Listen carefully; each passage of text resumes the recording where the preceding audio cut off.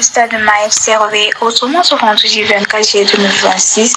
Dès les premières heures de la soirée, une ferveur particulière s'est emparée des lieux. La Convention des jeunes ouvrait officiellement ses portes par un thème qui allait résonner bien au-delà des murs. La nouvelle génération du message du leur. Entre invités venus de loin, louanges vibrantes et paroles tranchantes, cette première soirée a posé les fondations d'un rendez-vous qui s'annonce déterminant. Une soirée sous le signe de l'accueil.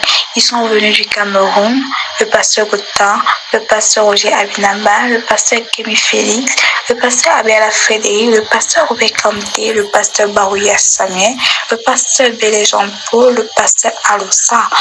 Et ils sont également venus hors du Cameroun, nous avons le pasteur Grace Mutombo et le pasteur Freddy Igunga. Autant d'hommes de Dieu réunis pour marquer de leur présence ce lancement. Le mot de bienvenue a donné le temps avant que le pasteur Alossa ne prenne la parole pour un mot d'ouverture. Empreint de solennité, le pasteur Kanté a ensuite conduit l'assemblée dans un moment de prière, préparant les cœurs à recevoir ce qui allait suivre. Puis est venu le temps de la louange où l'assemblée s'est unie dans un même élan avant de laisser place à la parole. 4 voix, un même héritage. Le premier intervenant, le reverend Elihu Jésus Mapoko, a posé les bases bibliques de la génération annoncée à partir de Genèse 15. 4 piliers, 4 générations, un seul fil conducteur. Abraham, c'est la foi, Isaac, c'est l'amour, Jacob, c'est la grâce, Joseph, c'est la perfection. Chaque génération a tiré rappelé porte ses propres épreuves, mais Dieu n'a jamais laissé un homme sans réponse face à sa parole.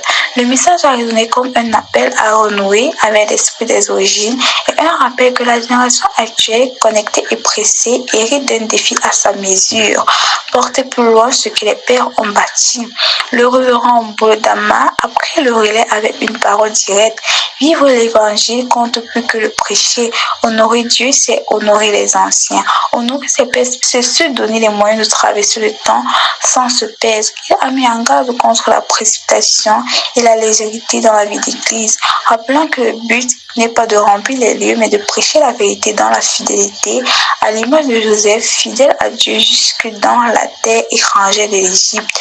Puis le reverend Freddy Igunga a insisté sur la notion de transfert. La grâce ainsi soulignée ne se transmet pas seulement par les Écritures, mais par une filiation vécue. Un homme peut prêcher, chanter, pour autant être un véritable serviteur de l'Éternel. La différence se joue dans la loyauté et le respect de la paternité spirituelle.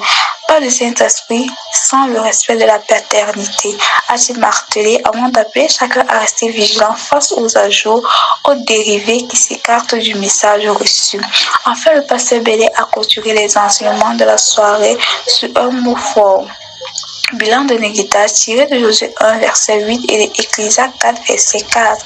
Il a comparé le travail dans la maison de Dieu à une course de relais où personne ne commence ni ne finit seul, mais où chacun porte sa portion jusqu'à ce que la course soit achevée.